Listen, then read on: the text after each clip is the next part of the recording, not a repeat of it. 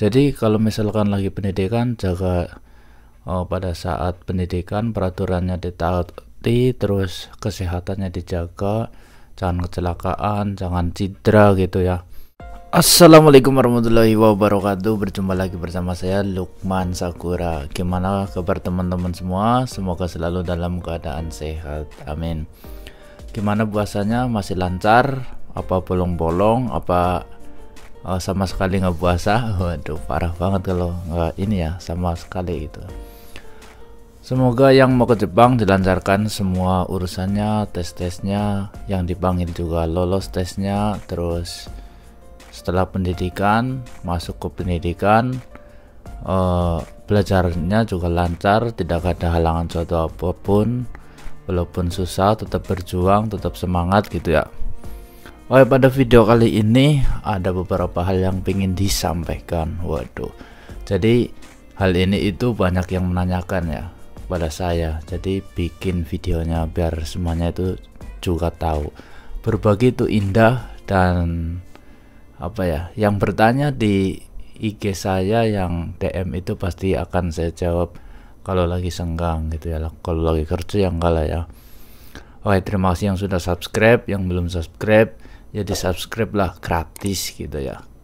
Komennya, like-nya, terima kasih. Tetap di Lukman Sakura, let's go.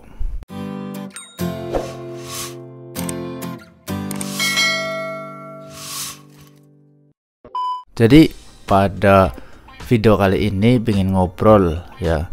Ada yang nanya begini, kalau sudah pendidikan apakah positif berangkat gitu kan, kalau sudah pendidikan di LPK, yaitu LPK Minori. Enggak di Minori saja, jadi di semua LPK lah pada umumnya itu seperti itu. Yang pertama ya, saya sampaikan, jadi sudah pasti kalau sudah masuk ke pendidikan gitu ya, udah pasti. Berapa persennya? Yaitu 80%, bukan 100%. Jadi yang 20% itu kira-kira ya dari diri kita dan perusahaan.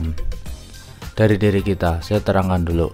Misalkan ya teman-teman itu dalam pendidikan itu punya penyakit ya, misalkan MCU pertama ya lolos, nggak ada penyakit.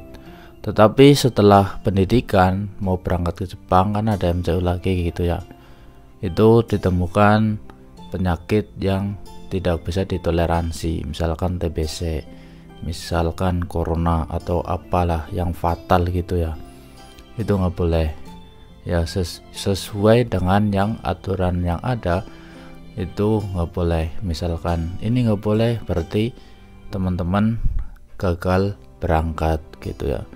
Terus yang lain, jika teman-teman dalam pendidikan itu melanggar peraturan, jadi di LPK itu ada peraturan, saya katakan adalah Minori.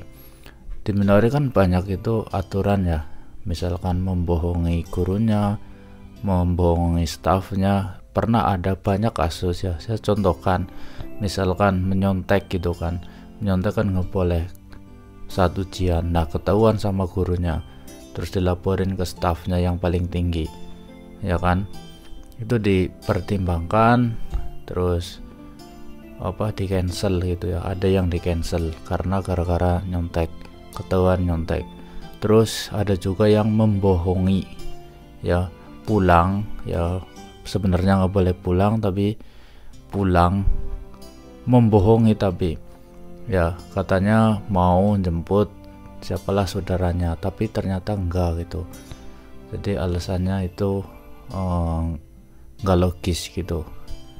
Jadi itu dipertimbangkan tapi tetap berangkat gitu ya. Itu seperti itu. Jadi kalau misalkan lagi pendidikan, jaga pada saat pendidikan peraturannya ditaati, terus kesehatannya dijaga, jangan kecelakaan, jangan cedera gitu ya. Itu seperti itu dari diri kita.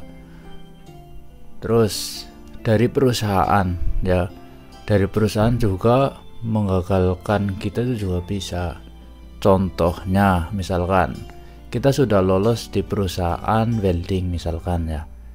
Nah belajar seiring dengan belajarnya waktu itu perusahaannya bangkrut itu kan. kan bisa jadi kan. Jadi kita gagal berangkat atau pindah ke perusahaan yang lain gitu kan. Itu seperti itu. Kalau misalkan ada juga kejadian yang seperti itu dulu ya, jadi di perusahaan ini sudah ditentukan sudah lolos, tapi perusahaan di sana bangkrut, ataupun ya dari perusahaan itu apa ya, misalkan kita jobnya pada saat tes itu welding, tetapi nyampe di Jepang itu ternyata bukan welding gitu kan, beda perusahaan, beda bidang itu kan. Nah itu bisa pindah ke perusahaan yang lain, itu seperti itu. Terus apalagi sih, ada yang ini apa, nggak bisa belajar bahasa Jepang itu kan, jadi nggak bisa sudah beberapa bulan itu nggak bisa. Itu pernah saya sampaikan bahwa belajar bahasa Jepang juga penting ya. Nggak bisa ya jangan nggak bisa banget gitu, harus ada usaha kita untuk bisa belajar bahasa Jepang gitu kan.